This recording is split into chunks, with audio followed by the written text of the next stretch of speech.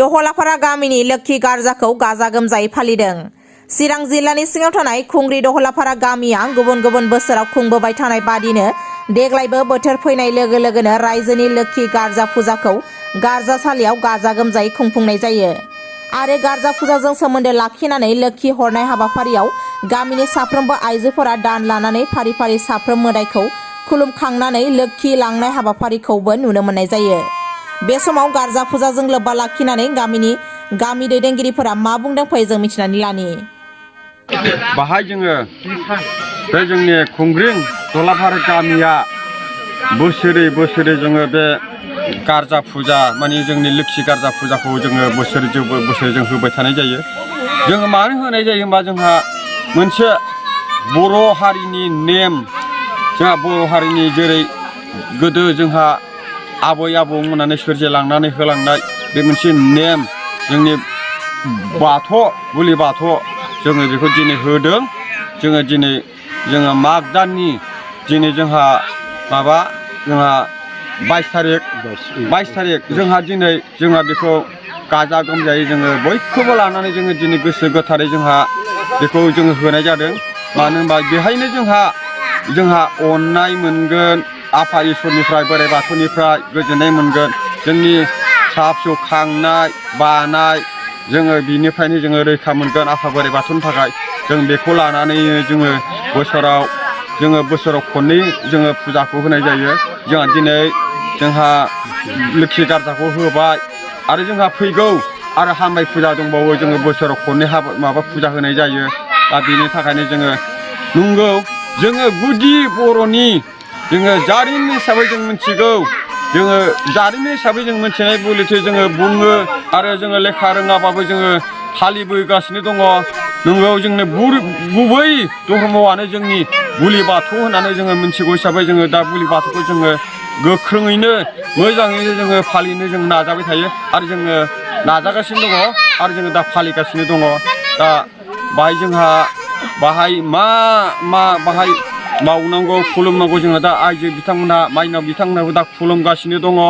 दा जोंहाबो दिनैनि बे समाव मा जेनेबा दिनै फुजा होनांगौमोन मा होनांगौमोन बेखौ होजोब्बाय, जोंहा फुरा जाजोब्बाय। दिनै जोंहा बोर लांनो थाखाय बा लोक्षिखौ लांनो थाखाय जोंना आइजो बिथांमोनहा ज' फैजोब्बाय। माइनाव मोनहा माने जोङो आइजो माहारिखौ जोङो माइनाव होननानै बुंनांगौ जायो। दा माइनाव बिथांमोनहा दिनै खुलुमगासिनो दङ। बा खुलुमनायाव जोंहा मदद दङ। जोङो खौसेयैनो जों दिनै बे रायजो राजा दहलाफारानि रायजो राजा बाथौ सिबियारिया दिनै जोङो खौसेयैनो दिनैनि जोङो फुजाखौ गोगोमैनो जोङो गाजा गोमजायैनो जोङो खुंलांनो होननानै जोङो आसा खालामदों आरो जोंनि दिनैनि फुजा बेहाय जोङो आसा थिबो थाबाय आरो बाहाय जोङो मोजाङै जों खुंलांबाय आरो आङो दिनै बेहाय आंनि सुंद' बिबुंथिखौ आं बावनो फोजोबबाय। बुंनो थाङोब्ला जोंथ' आजै आजौनिफ्रायनो जों बे फुजाखौ होगासिनो दङ।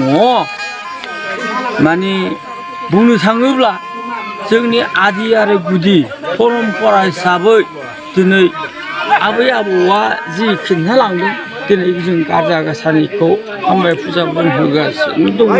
दा दिनै बांलानि 22 तारिखआव दिनै जोङो बे जोंनि लोक्षि गार्जाखौ जोङो गाजा गोमजायै गामिनि आइ आफाखौ लानानै जोङो फुजा फार्मखौ जों खालामनाय जाबाय।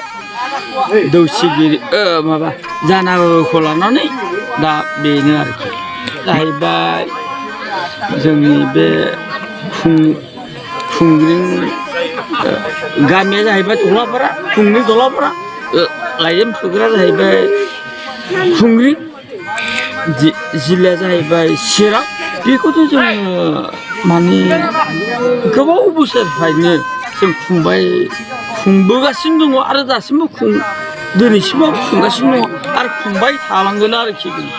जोंनिया गोदो आबै आबौमोनहा जिबायदि जोंनि धोरोमखौ सोरजिलांनो हिसाबै दिनै जोङो बे धोरोमखौनो आदि आरो गुदि हिसाबै दिनै जोङो बे धोरोमखौनो बे बुलि बाथौखौनो जों दिनै होगासिनो दङ आरो खुंलांबाय थागोन।